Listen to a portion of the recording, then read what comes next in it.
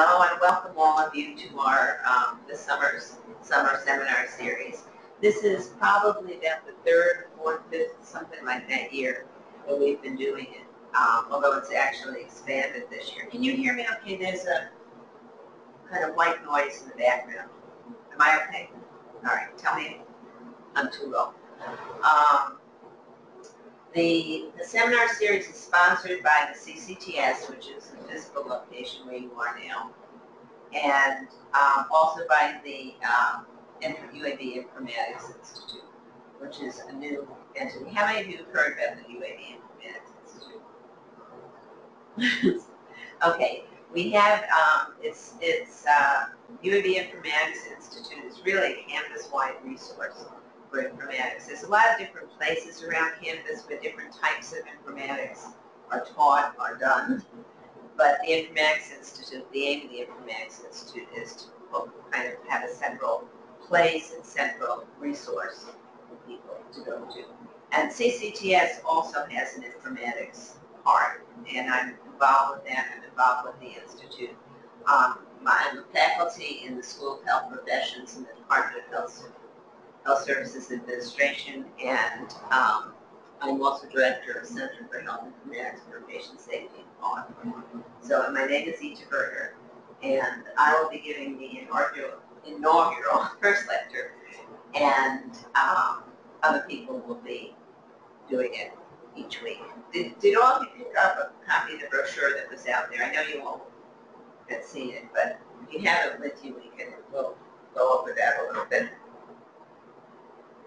So the objectives for today, and what you should be able to do when you're done, is to be able to tell people about the seminar series, understand discuss the major domains of informatics and what some of the key issues and research areas there are in those domains, and identify some of the UAB informatics resources if you have questions.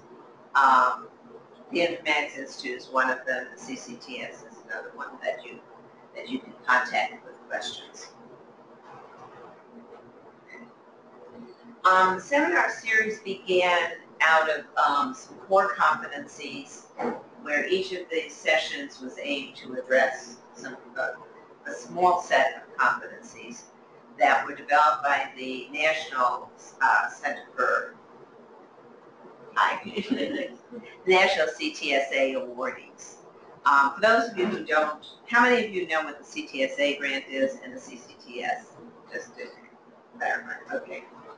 CTSA grant is for Clinical and Translational Science, CTS, Clinical and Translational Science Award. That's, I think there are approximately 60, maybe 62 institutions across the country who receive them. And the aim of that program is to provide infrastructure and support translational science. Each site, each awardee has a center like this or an institute or something. And so the CCTS at UAB is basically, it's funded in part by the award. It's funded in part institution. So the CCTS is your local resource for clinical and translational science and general research infrastructure. So the core competencies were developed a few years ago, and they've since been updated, and that's why we've expanded the series a bit to address some more of them. The handout that you should have, it was on the table, or you probably saw it when you came in. You can basically shows the schedule. I just want to quickly go over it a little bit.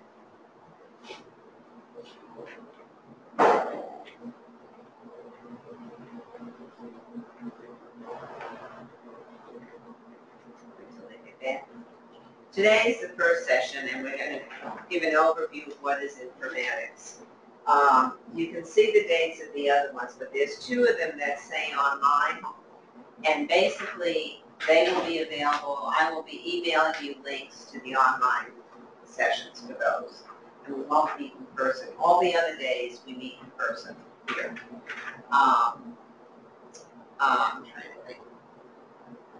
Yeah, you should not need any special resources for the online ones. web browser should work. And then these are all being recorded. These sessions, live sessions, are being recorded and will be available on the CCTS website. I will send out information when I know, probably within a day or so, but when they're given. But we've tried to cover a range of topics from the overview at this end through some of the basic data structure organizations, clinical issues, up through some of the genomic issues and genomic medicine, linking clinical and genomic. So we're kind of taking the full range of informatics areas. Any questions on just generally the structure of what the seminar is going to be? Okay. I will be, that's why I needed your emails, because after each session, I'll send you a few readings and a copy of the slides. So you can and should take notes if you want, but you don't have to get everything down, and you don't have to take pictures of it, because I will email you. I'll email you them afterwards.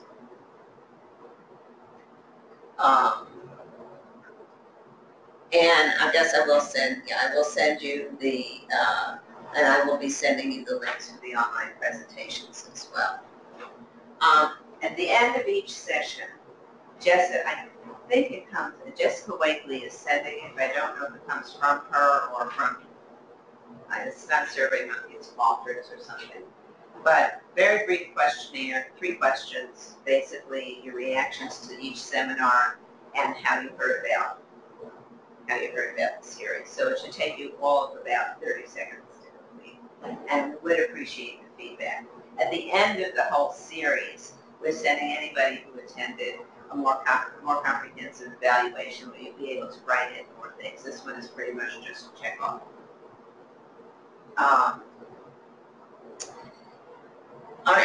I don't know if any of you were interested in taking this for course credit. Right now, I have an elective in health informatics. I think it's called Independent Study in Health Informatics. Because I didn't know how many people would be signing up for the summer, and it's too late to do it for the summer. Basically, it can be available in the fall. There'll be 1 credit course. People are welcome to come in and out of these sessions. I mean, preferably not while we're talking, but come to some of them, not all of them. If you want to take it for credit, we do expect you to attend everything, unless you're out of town or notify us. So you can decide later, because all you have to do is register for the 1 credit course. So anybody who is interested in getting 1 credit course for it, I mean 1 credit hour for attending, you will have to do a brief, not brief, it will be a take-home essay exam in the fall, and then you'll get credit in the fall for it. So if you're interested in that, if you wind up attending the whole time anyway, and you think, all right, I can do the essay, might as well get credit, then just email me and I'll give you the information for registering. Any questions on that? Okay. So, first question for you all. Do you know what that is?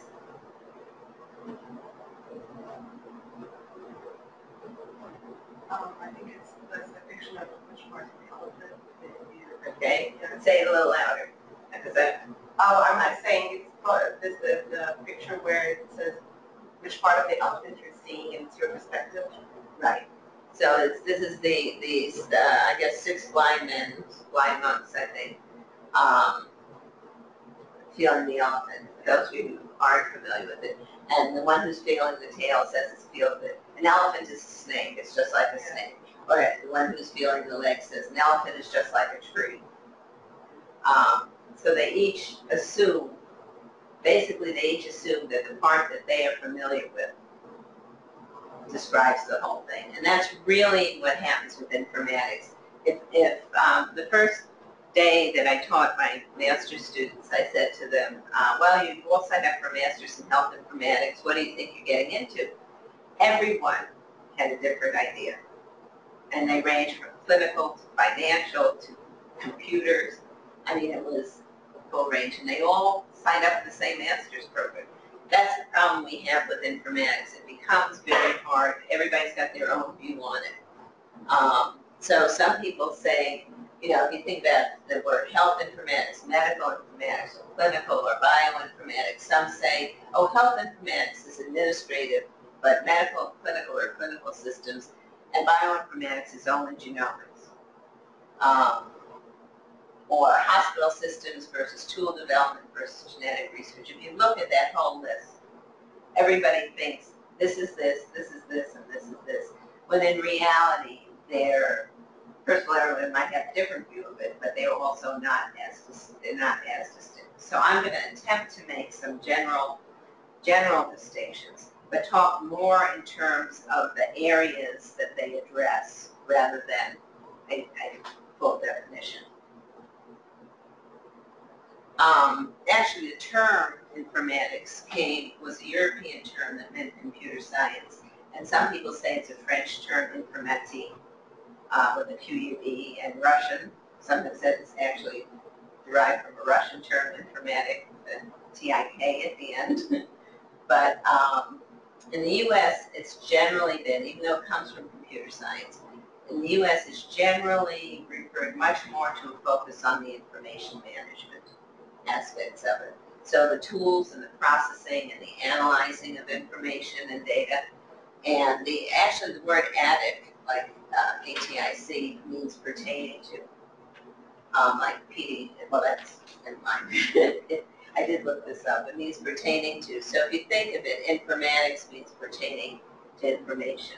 Sometimes I like to think of it like automatic, you know, the ATIC from automatic and the information from it, from the inform from information. But if we think of information technology, and this is another thing that some people get mixed up, information technology is generally looking at the network, the hardware, your help desk. It's kind of like people say, oh, you're in informatics, can you fix my printer? And no, I'm not the one that fixes the printer. The IT people do that. But informatics is more focused on the information and knowledge management and the meaning and use of the information.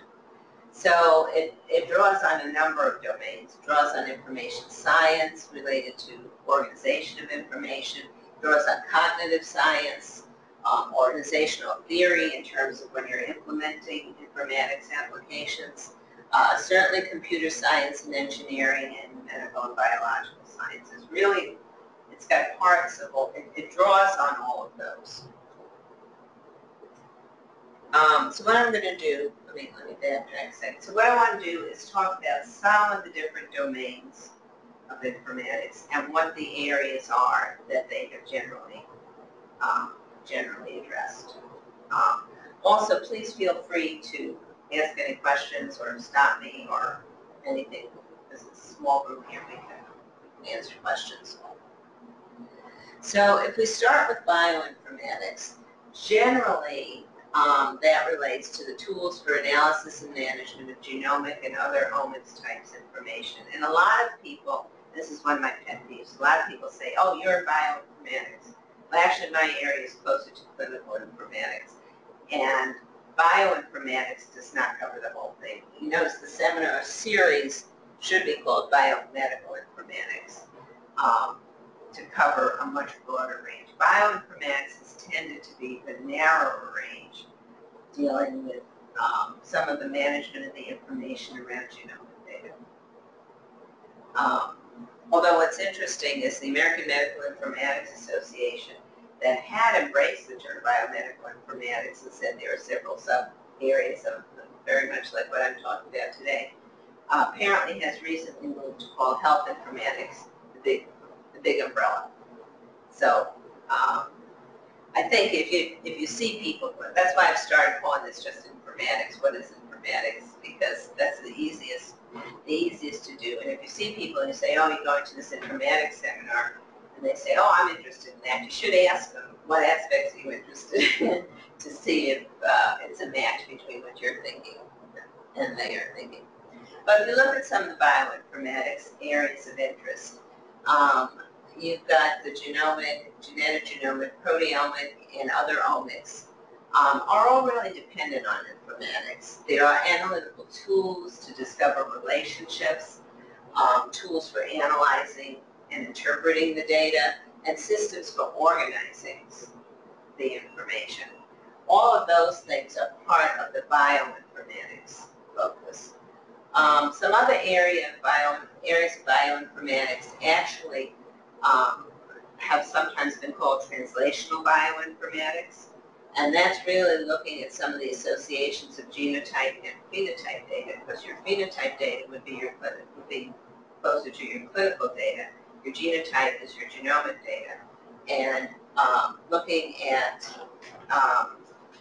how one manages to link the two of them, to identify phenotypes from clinical data. There's some work done on that in that area,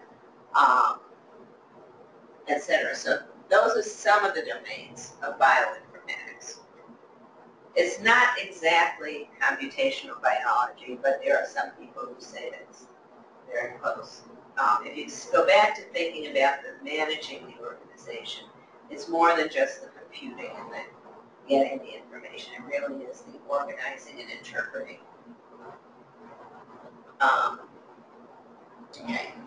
Another domain is what's called consumer health informatics, and that's some of the patient-facing information. What you have is personal health records, and personal health records are records available to patients where they can store their own information or have access to it. How many of you, you're all at UAB, how many of you have used the patient portal with your own doctors? Basically, that's, in a sense, what's in that portal is your personal health record. It's a little bit different from your electronic health record that the doctor uses. And in some cases, there are commercial systems as well that either provide access to it or allow you to store your information. But one of the focus of people's interest in consumer health informatics is really dealing with patients and how they use the information, what's important to them, how to present it to patients, etc. Also, some patient education programs would fall under that domain. And there's some people have considered consumer health informatics, some of the interventions over the internet to improve health outcomes for patients. So there was a smoking cessation study done here at UAB that worked with dental practices, and it was providing online smoking cessation training for patients referred to by their dentists. So those are the kind of things. If somebody says, my area of interest is consumer health informatics, that's the kind of thing that any one of those are the things that they might be doing. Major focus for the CCTS and the informatics folks connected with the CCTS are clinical research informatics. So you're talking about the management of information in clinical research. So obviously, if it's clinical research, to a large extent, that has to do with clinical data. But it's a particular type of data. It's a particular data used in the research process. So some of the focuses of clinical research informatics is designing ways to capture information electronically for clinical trials. We're talking about, well, there might be a lot of ways to do that automatically. Most of you, how many of you are involved in clinical trials here? So a lot of, and you're one of the coordinators, right? Are you a coordinator? Yeah. Pardon? Manager. Okay. So a lot of the current work with clinical trials is directed data collection, generally by a person probably, right? But more and more, some of the informatics people are looking, is there a way to get data out of the clinical record for clinical trials? Is there a way to identify subjects for clinical trials using the data in the clinical record to really recruit, to identify things, and to use data that were collected routinely? So some of the interests are designing ways to capture that. Another is information exchange across institutions. If people are doing research with rare diseases, they often don't have enough subjects at their own institution to do a balanced study. So they need to get information across institutions. And within the as I mentioned, different CTSA, CCTS. Here we're in CCTS. Within the CTSA consortium, there are a number of activities going on right now about facilitating exchange of information. And ideally, when they get set up better, they're set up in some places, not in others, and still being worked on. But ideally, you could sit at your desktop and say, I've got a rare disease. We've got 10 patients at UAB on it. I'd like to work with other people within the CTSA consortium. And you can look and say, how many people are at this place, this place, this place, and this place. Have it aggregated and find out how many you've got across a wide range.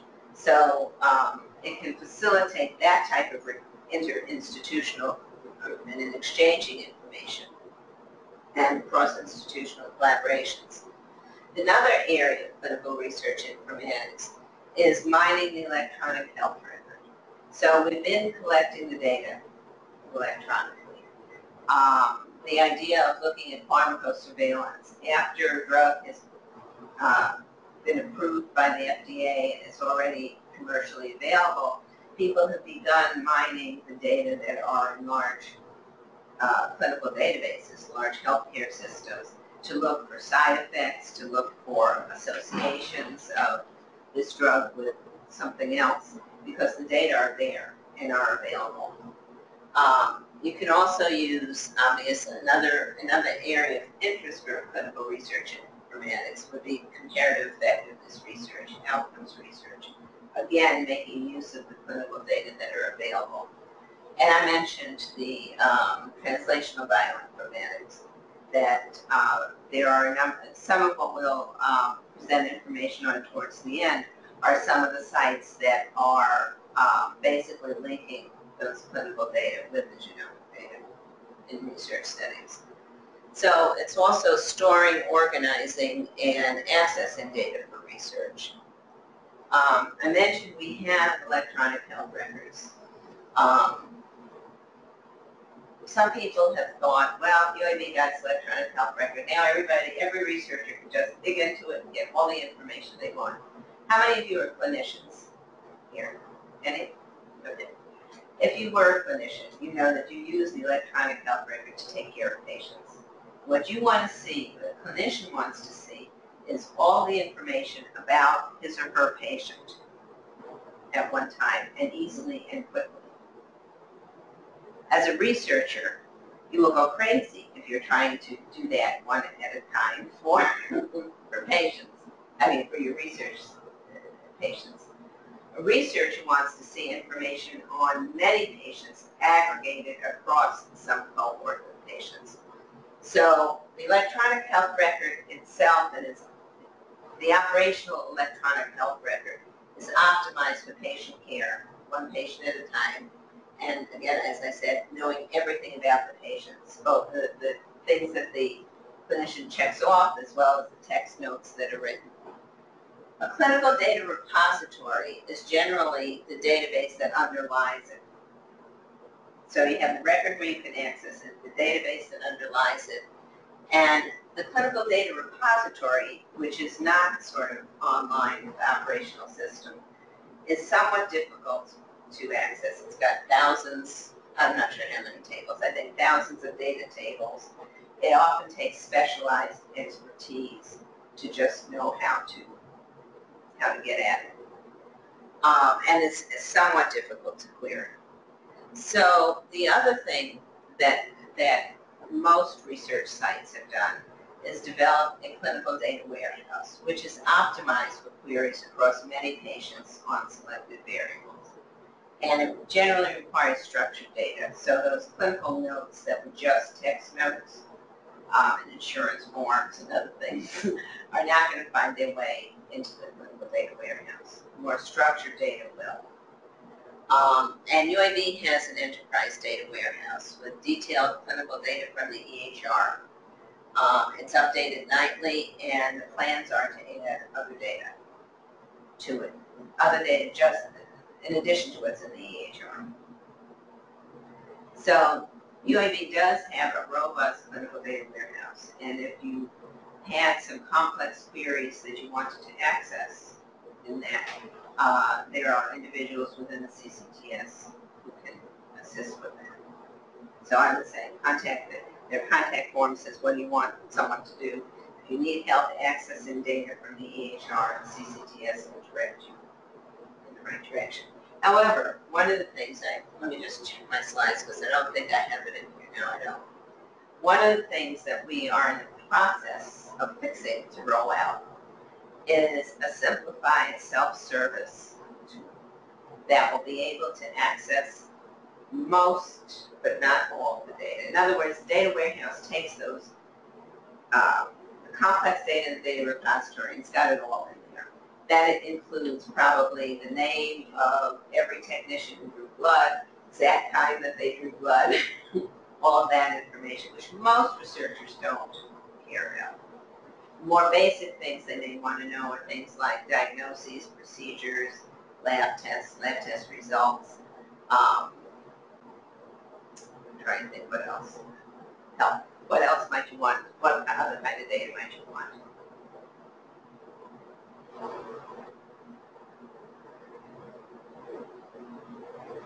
Well, I'm trying to remember what the different parts are, but on the dates, you might want to know how many, so if you want to ask a question, how many patients were seen at this institution at UAB in the last 6 months with this condition and were taking this medication? That's medication's the other thing. That's the kind of thing that you could get those kind of numbers on. You might even be able to get a data set where you could look at some other variables. So for fairly simple queries, especially ones to find out how many patients do I have that meet certain conditions, the new system is called I2B2, and I think it's our, let's see, it's right after the online session. It's the July 12th section where Matt Wyatt is going to demonstrate it for you. But I think in the online session, I'm going to let you have access to a demo of that so that you can set you up with some questions to answer and try it before that session. And then on July 12th, Matt will show you what we have at UAB. So UAB is moving, clinical, partly supported by the CCTS. The movement in clinical research informatics is really expanding to provide more access to data for researchers. And so that brings us to clinical informatics, which is the management of clinical, basically the management of clinical information. And this is another term that you will hear, health IT. Even though I just told you IT is the networks and the computers, health IT is pretty synonymous with clinical informatics. There have been, basically, it's focusing on clinical informatics application to support the information management needs of healthcare. If you're not clinicians, you may not have heard of meaningful use. How many of you have heard the term meaningful use? You've heard it, okay. Basically, in 2009, as a result of the stimulus program, one of the provisions in that was called the High-Tech Act.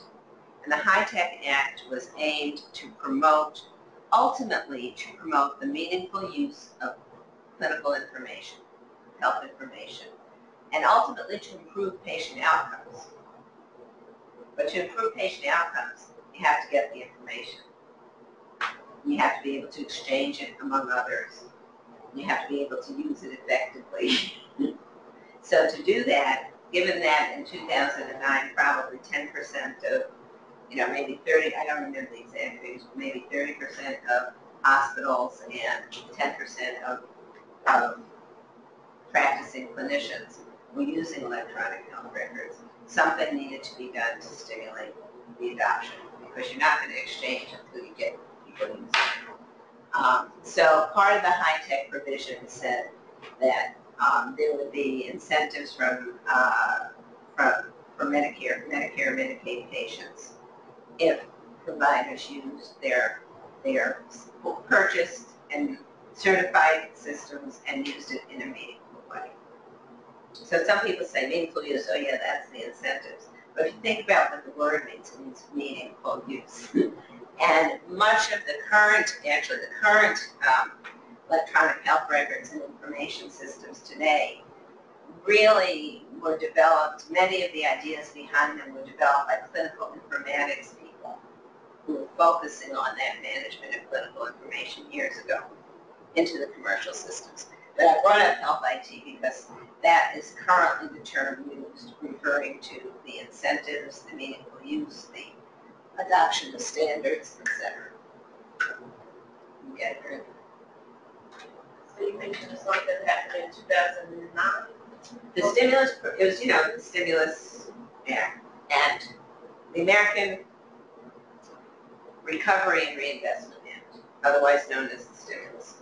At that time, it provided funding to NIH, increased NIH funding, a variety of other things, but it also had the funding to promote the adoption of electronic health records. And they've shot up in terms of adoption. You now have, I think, almost 100% of hospitals, probably at all levels, using them to some extent. And I believe it's something like 3/4 of physician practices now. It's funny because patients sometimes thought that they always used it, because when they come in, there's a receptionist who says, you check off that you're here for your appointment, is your address still the same, etc. And she's, doing all that on the computer. But the doctor is still writing everything in charts. So, again, one of the focuses of the meaningful use is organizing the information in electronic health records. And I'm focusing on meaningful use because these are the major issues in clinical informatics. So one is organizing information in electronic health records. We want to go from that to that. And that screen is actually from the VA system. Another is providing information when and where it is needed with clinical decision support. Clinical decision support is basically systems that will provide assistance to clinician decision making. Could be diagnosis, where a system might provide a suggested list of diagnoses based on the patient's signs and symptoms that are in the record. Most of those diagnostic systems used to have to enter all of it separately. Some still do, but they're becoming a little bit more integrated into the electronic health records where they can provide those suggestions. It could be orders. It could be if you have a diabetic patient, when you see the diabetic patient, they might be suggested orders that you needed to order. You have to order this for them, that for them. You have to do foot exams, you have to order hemoglobin A1C, you have to do a variety of things. And so the system can provide easy ways for the clinician to do those orders. Could be therapy choices that, given this patient, here's some recommendation guidelines for therapy that can be integrated. All of those are different types of clinical decision support. So also the alerts and reminders, the alerts when you have a drug interaction with your ordering, those also are clinical decision support. It sounds very similar to, on the IT side, like an expert system. The difference between the clinical decision, most of the clinical decision support systems derive from expert systems, but the idea behind expert systems is just as it sounds, expert systems, that, the system is telling you what to do. The idea behind clinical decision support is more to provide suggestions for a clinician. There's always, the idea is that there's always a knowledgeable person in between the suggestion and what's done to the patient. Just as a knowledgeable clinician can say, I called you in as a consultant, but I don't think what you're telling me is something I'm going to do for these reasons.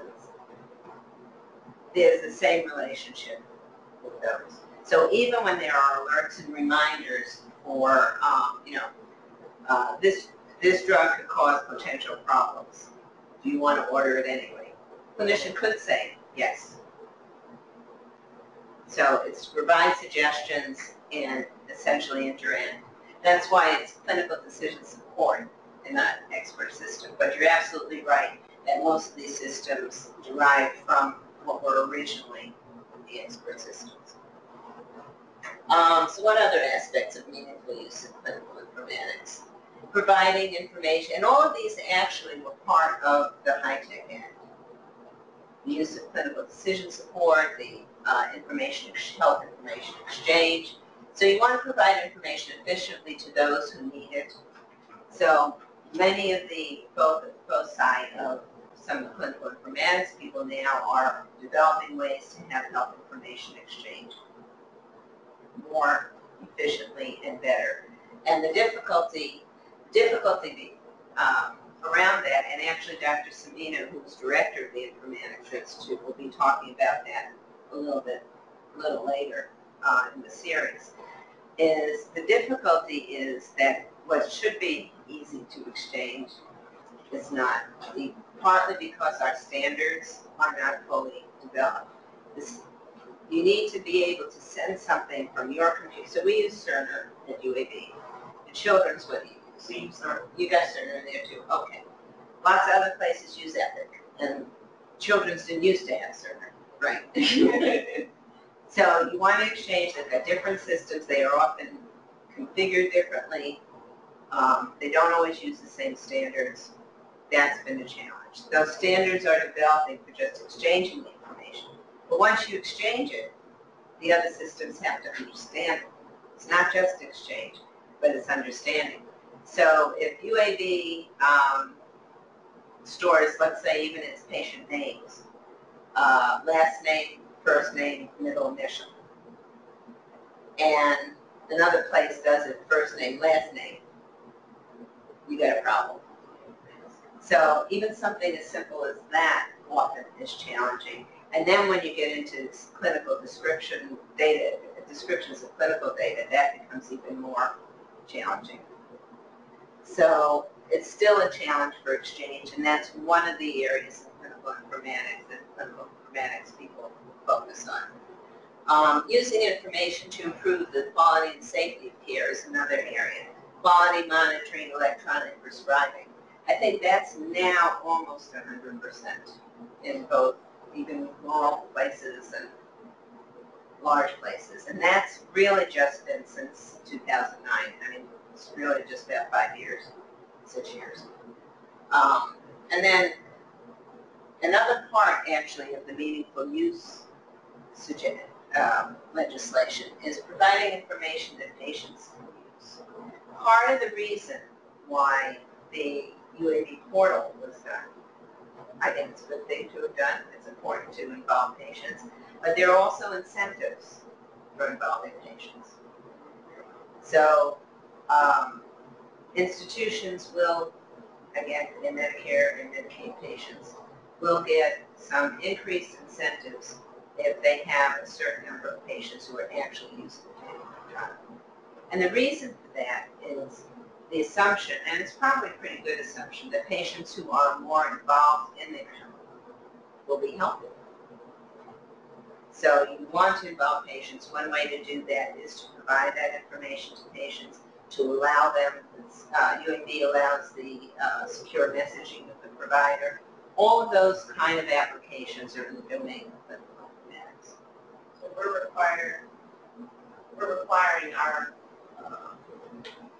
folks that are in patient access who actually register a patient to ask for their email address So that they can be sent portal information. Right. So they're training right on the front end so that they get the feedback. So it's that's what I'm saying. It's good for the hospitals. Partly the reason for the incentives, and if you look at the history behind some of the development of electronic health records, if hospitals were more efficient in what they're getting their,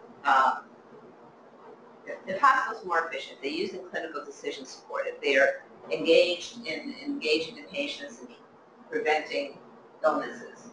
Who benefits from that? Few people benefit. Who benefits? When You do part? the patient benefits, right? Who else does? The patients are healthier. Their employers, if they get insurance. Their employers and the insurance companies who pay for the care, right? Who buys the systems?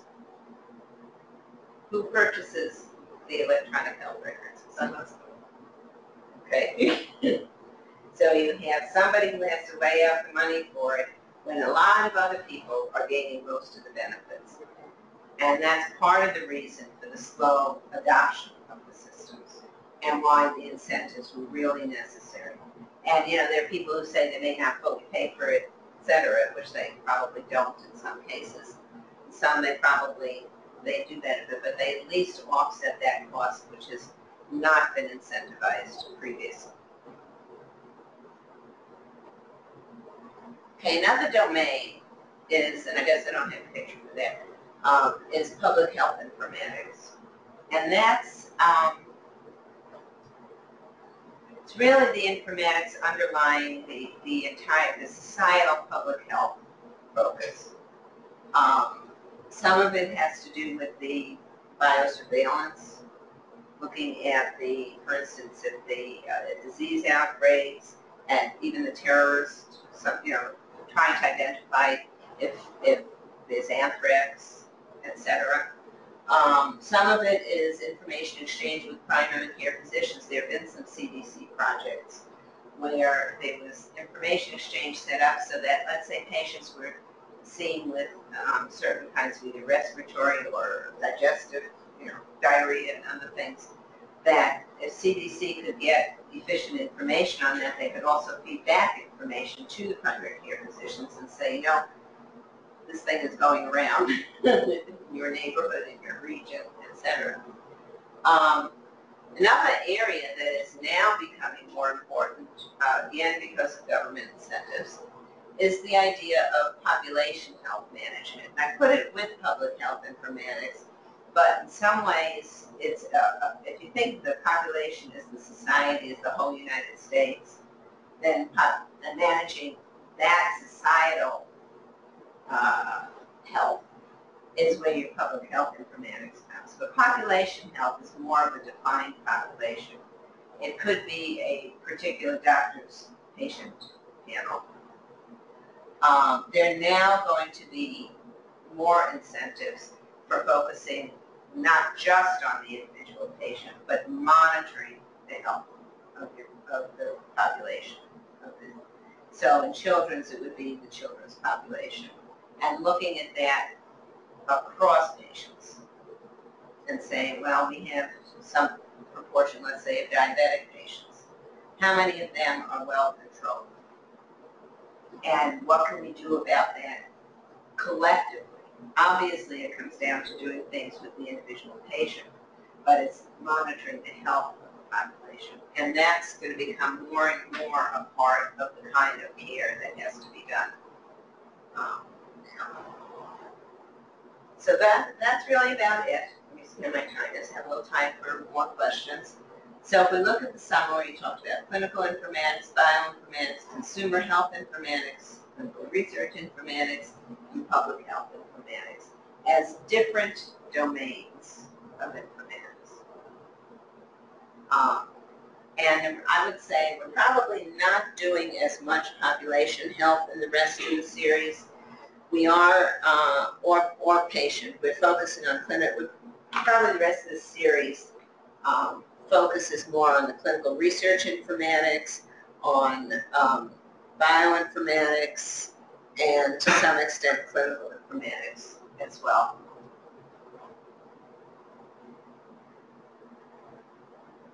Questions?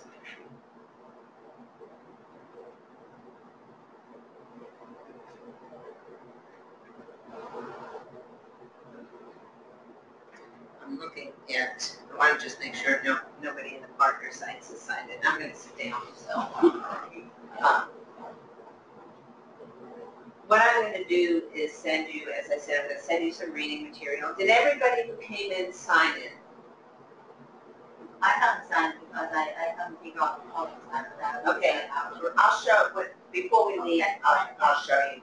Because what I want to do is, I need your email addresses, as I said, I'm going to. For those of you who came in late, I email you reading materials on the topic afterwards, and I will email you a copy of the slides. And Jessica Wakely will send you a brief evaluation form, 3 questions. And it'll be online, so it should be pretty easy to answer. Do you have any questions about the series that's coming up, any of the other topics? I have a question about our talk about the let me get closer to you because the noise behind me. Informatics, how are we going to do like consistency of this information, like from previous years to current year, right? So all this every year they keep updating and all these things, maybe adding some more variables and maybe adding all those more information. How we maintain the consistency of our And you're trying in the clinical area? Yes. So let me see if I can rephrase your question. So one of the questions was, things, as you add new data, and are you talking more in terms of, adding you're talking as a patient? change, like,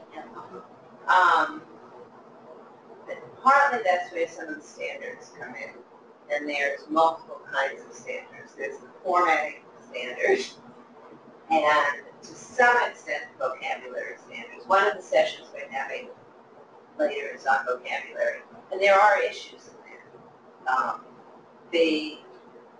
And I think we'll have some other sessions. I think one of the online ones and maybe some of the others that have to do with the challenges of using clinical data for research because of some of those issues.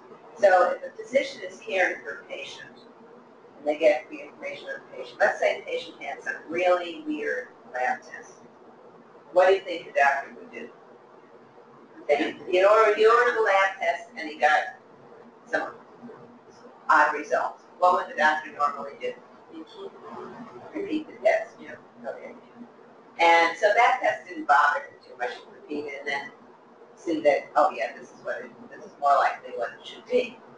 Well, all that data goes into your clinical data warehouse. Now you have the screwy result and the real result. So using that data requires, you don't just take it and use it. You do have to do some review of it, some cleaning of it, some other things. Having it available is great, but you have to be cautious in using it. Now, I don't know if that answers your question. It is a challenge with some of that, but some of it is, as we move, and one of the other challenges is that in the past, and less so now, a lot of the data used to be collected just physician dictation. And the only way to really review that data, if you're doing a research project, would be to review those notes in detail. And one physician's dictation might not be the same as another either. So you have that. We're moving more and more to structured information. There's some information that's actually collected in a very structured way, although it may appear in the record as it can be, sometimes appear as a narrative note. Behind that is more structured data, so what goes into the clinical data warehouse is going to be more structured than some of that helps. But there are challenges in interpretation and changes over time. So you're right. Indeed, you can't just take it and use it. That is, you do have to review what you get. And the other question is from UAB perspective. Yeah. And several or maybe dozens of different researchers has done some research and they have already found some maybe mistakes or something. They only they can't put it back in. Exactly. Yes. So how that's really I think people can do that. Then they can't put it back into the clinical record. The question, and this I'm not sure of myself, what happens if someone cleans up the data warehouse or the data the data warehouse is not part of the clinical record, it's outside it. I think that one of the aims is to have some of the clean research data also available for others, but that's a long way down. But I think that is an issue. That, yes, you have some people who clean it up, find the mistakes, got it all cleaned, and now you go in again and do the same thing. I don't know how it actually moves back.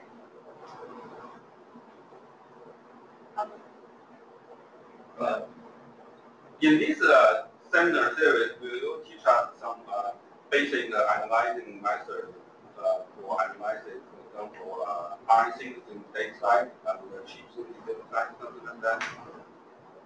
You're asking about some of the sequencing?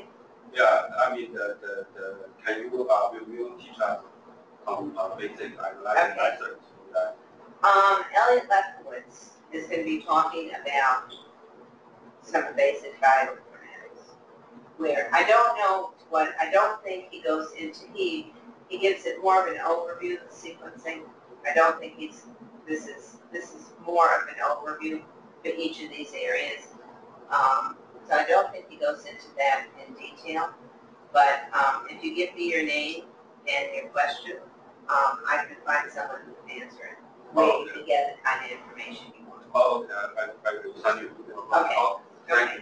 And my email, if it's not, it should be on that brochure, but it's eberner, eberner@uab.edu. Ask me your question and I will get someone to answer it. Okay. I just wanted to wonder if the general question that you, since it's registry, cancer registry data, would that fall under? And so, do you work with cancer? I used to long ago, but not right now. Okay, I'm just wondering, that's very interesting because one of the projects that was done with the cancer registry, and I'm not sure exactly how it stands right now, but they did I thought it was a very interesting project. Cancer, for those of you who don't know this, correct me if I say this wrong, because I was not directly part of this project. Basically, the registrars in the cancer registry have to collect data on cancer patients, and quite extensive data, which they often would do from reviewing individual medical records. But they would get flagged by some of the laboratory data. So if you did biopsy and found cancer in a patient, that would flag a patient for them to go and get more detail on. That was one of the ways that they would kind of identify patients. Well, that's a very tedious job for the registrars to look at every lab, not every lab report, but every relevant lab report. So what some of my colleagues, James Willard, John Osborne, Matt Wyatt, did, and Matt will be talking a little bit later in the series. What they did was they did what's called natural language processing, which basically reviewed those lab reports and could pull out malignancy, names of cancers, etc. And they were able to identify many more than the registrars did. And it made their job easier. They still have to go back and get more information, but the natural language processing approach would like highlight those lab reports. So if they highlighted in the lab report, they didn't have to read the whole lab report. They could, they could find that. If it didn't highlight it, I guess they probably had to look at those in case it missed it. But it made their job finding those cases. So yes, that would be a project. There was a project and an application for that. Any other questions? Okay, well, thank you for coming. Jay Chen is going to be talking next time on